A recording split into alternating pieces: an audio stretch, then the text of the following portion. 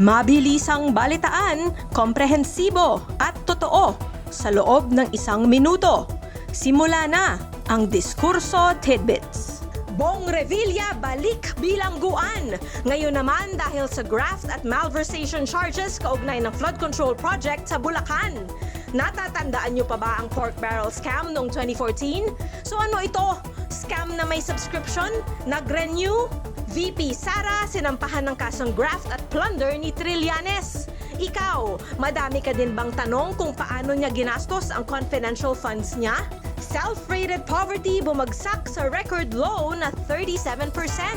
Turning point na ba ito o ilusyon lang? Isang Japanese tourist na biktima ng mandurukot sa Ati-Atihan Festival sa Kalibo, Aklan. Nakuha ang kanyang wallet at ginamit pa ang credit card. Ang bill umabot sa halos 300,000 pesos. Balitang mabilis, komprehensibo at totoo. Yan ang Diskurso Tidbits. Basahin ang tungkol sa lahat ng yan at sa marami pang ibang nakatutuwa at makabuluhang balita sa diskurso.ph.